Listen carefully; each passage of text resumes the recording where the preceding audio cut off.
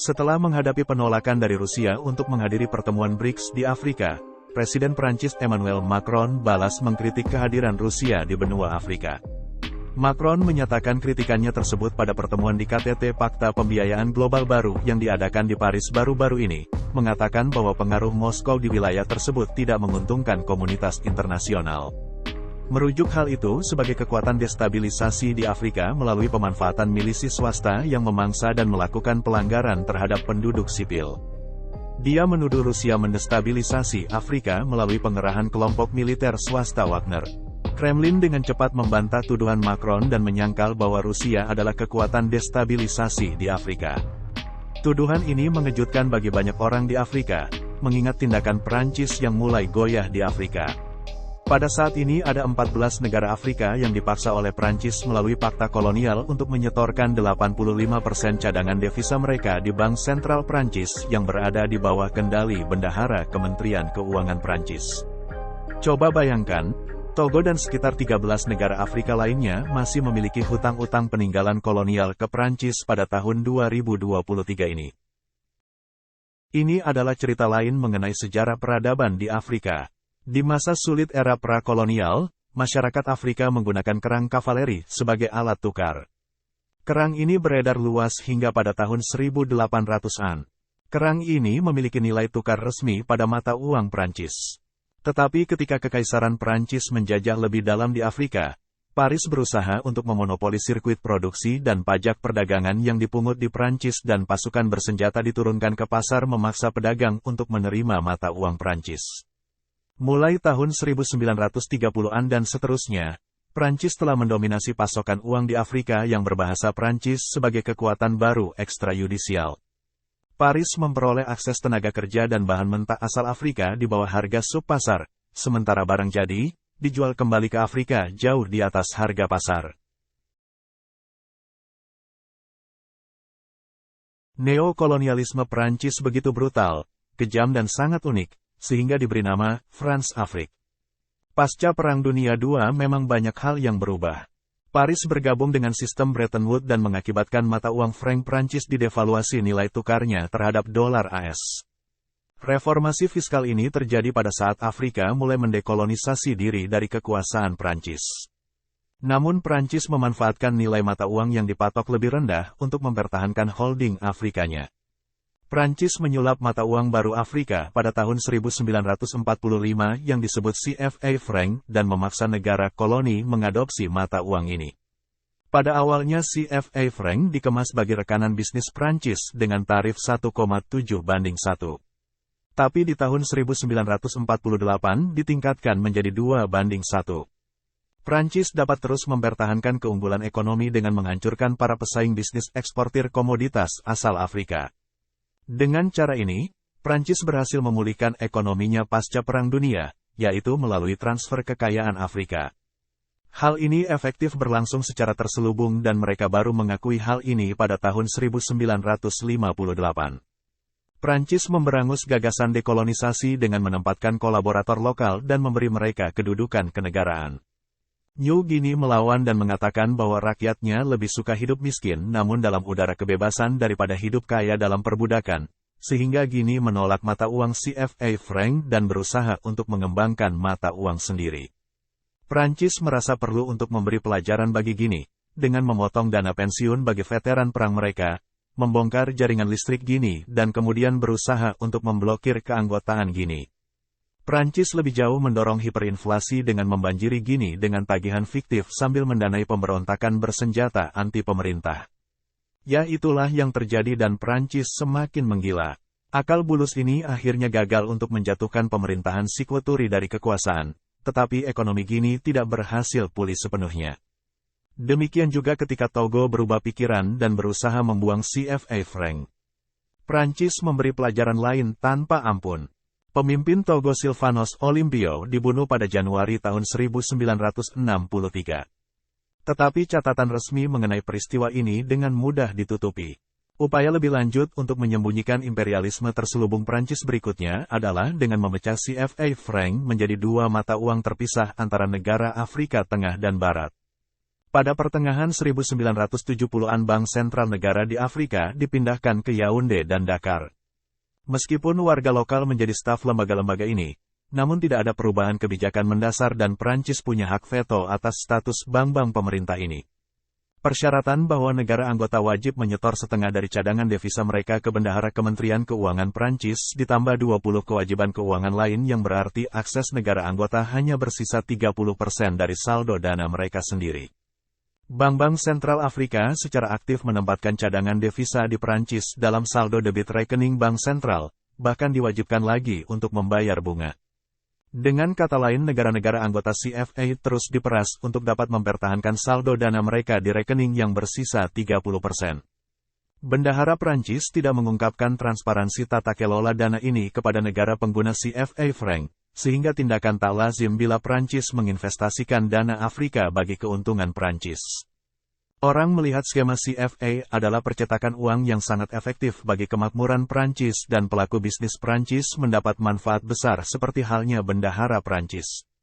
Prancis tidak perlu menggunakan cadangan devisa sendiri untuk pembiayaan impor komoditas dari Afrika. Lusinan perusahaan multinasional Prancis hadir di Afrika, termasuk Total Energy, Areva dan Vinci Afrika. Ini juga memberi Prancis akses sumber daya strategis seperti uranium yang sangat dibutuhkan sektor energi nuklir Prancis. Energi nuklir ini memenuhi 3/4 kebutuhan energi Prancis. Sementara itu Gabon adalah sumber minyak mentah, Mauritania menghasilkan biji besi, Togo dan Benin menyediakan komoditas pertanian. Oleh karena itu, bukan kebetulan mantan Presiden Prancis Jacques Chirac pernah menyatakan bahwa sangatlah banyak dana di Bank Prancis dan itu semua berasal dari hasil eksploitasi Afrika. Apakah Prancis akan segera kehilangan kedudukan globalnya tanpa koloni Afrika? Untuk mempertahankan hegemoni ini sejak tahun 1960-an mulai dari upaya menyokong diktator korup hingga melakukan operasi militer di wilayah Sahel. Antara tahun 1970 dan 2010, Pantai Gading kehilangan 40 miliar dolar dari pelarian modal yang seharusnya mengurangi kemiskinan. Sementara di Guinea dan Kongo, produsen utama minyak mentransfer dana ke Prancis setara dengan 43 dan 30% PDB mereka antara tahun 2000 dan 2009. Tren serupa di Gabon dan Kamerun. Kemewahan kalangan atas ini menghasilkan kesengsaraan di bawah. Meski para penyokong kebijakan memamerkan stabilitas mata uang franc CFA, namun tanpa kedaulatan moneter, telah memberangus negara anggota CFA. Misalnya, tingkat inflasi Pantai Gading di bawah 6% dibandingkan 29% tetangganya Ghana. Tetapi tingkat kemiskinan ekstrim di Ghana 13% dibanding 30% di Pantai Gading yang juga anggota CFA. Pertumbuhan Pantai Gading bahkan mundur ke belakang. PDB real per kapita turun sepertiga lebih rendah dibanding PDB tahun 1978. Pada tahun 2016, ekonomi Senegal setara dengan tahun 1960, sementara Kamerun, Kongo, dan Gabon hingga kini belum mencapai level era puncak ekonomi di tahun 1986, 1984, dan 1976. Artinya di negara-negara ini hampir tidak ada pertumbuhan ekonomi secara nyata dalam beberapa dekade terakhir. Namun perubahan dan dinamika adalah suatu keniscayaan dalam kehidupan. Dalam beberapa tahun terakhir masyarakat di negara anggota CFA mulai bicara lantang dan terbuka tentang alternatif menuju perbaikan ekonomi. Ini adalah tren yang semakin deras belakangan. Proposal perbaikan paling layak dikaji adalah pembentukan mata uang regional yang lepas dari kontrol Prancis. Beberapa pendukung gagasan ini akan menggunakan Uni Ekonomi ECOWAS Afrika Barat sebagai batu loncatan. Ini akan mengerahkan kekuatan negara anggota CFA franc di seputaran Nigeria yang menyumbang lebih dari 2/3 dari PDB regional. Ditambah Nigeria adalah net eksportir minyak. Sementara sebagian besar negara Afrika Barat adalah net importir minyak sehingga sinergi alami wilayah ECOWAS dapat terbentuk. Tentu saja hal ini tidak datang dengan mudah. Paris terus berusaha mencegah upaya ini dan didukung oleh Senat Prancis. Pada Januari tahun 2021 lalu terkuak sedikit perubahan pengelolaan dana CFA Afrika Barat menjadi ECOWAS disusul penghapusan akun operasional dan penarikan personil Prancis dari Bank Sentral Afrika. Semua ini dijadwalkan akan selesai pada tahun 2027, tetapi Paris akan tetap mempertahankan kendali dimanapun cadangan moneter Afrika nanti akan diadakan. Reformasi Prancis tidak lain hanyalah tipu muslihat. Pada akhirnya solusi terbaik bagi masing-masing negara adalah memiliki bank sentral dan mata uang mereka sendiri yang ditetapkan oleh unit regional bersama. Hal ini dapat memberikan kedaulatan moneter kepada 14 negara atau hampir 200 juta warganya. Tetapi masih banyak negara yang takut berselisih sengketa dengan Prancis. Maksud baik dari setiap upaya untuk melepaskan diri dari hegemoni Prancis butuh tekad bersama seluruh zona franc CFA, terutama penguasa Afrika yang berkolaborasi dengan elit yang mendapat manfaat dari sistem kolonial perlu disingkirkan dan diganti oleh anggota parlemen yang siap untuk memulai kemandirian ini. Mungkin ini menjadi batu sandungan terbesar dan suatu pola yang harus diubah dari kalangan dalam, karena mereka sangat lama hidup menyenangkan dengan berdamai dengan status quo.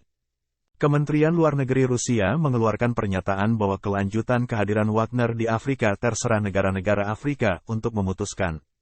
Kelompok paramiliter Wagner akan terus beroperasi di Mali dan Republik Afrika Tengah.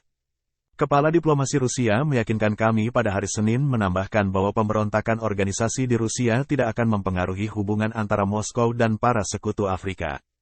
Anggota Wagner saat ini bekerja di Mali dan Republik Afrika Tengah sebagai instruktur. Pekerjaan ini tentu saja akan diteruskan, kata Sergei Lavrov. Dalam sebuah wawancara, Menteri Rusia mengatakan bahwa Eropa dan Prancis telah meninggalkan Republik Afrika Tengah dan Mali, dan negara-negara ini telah beralih ke Rusia dan Wagner untuk menyediakan instruktur militer dan memastikan keamanan para pemimpin mereka. Lavrov juga berpendapat bahwa pemberontakan bersenjata pemimpin Wagner, Yevgeny Prigozhin, dan personilnya yang dikerahkan di Ukraina tidak akan mengubah apapun hubungan Rusia dengan sekutunya. Ada banyak seruan dari mitra asing kepada Presiden Vladimir Putin untuk segera mengungkapkan komitmen dukungannya.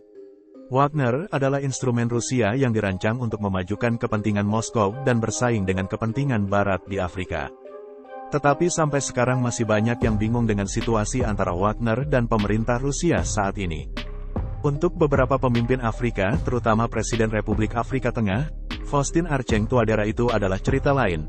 Dia berutang nyawanya kepada Wagner setelah percobaan kudeta pada tahun 2020 yang diklaim beberapa orang disponsori oleh Prancis. Fidela Guangsika, penasihat utama Touadera berkata, instruktur Wagner datang dengan restu dari Rusia. Perusahaan paramiliter Rusia semakin aktif di Afrika, khususnya di Mali, di mana militer mempekerjakan tentara bayaran ini. Jadi percaturan kepentingan geopolitik di kawasan Afrika ini akan sangat menentukan nasib Afrika ke depannya. Apakah perjuangan mereka melawan tekanan Prancis akan berlanjut tanpa Wagner, atau barangkali dengan sekutu dalam bentuk lain, tidak ada yang tahu pasti. Tapi percayalah bahwa perubahan dan dinamika adalah suatu keniscayaan dalam kehidupan dan peradaban manusia.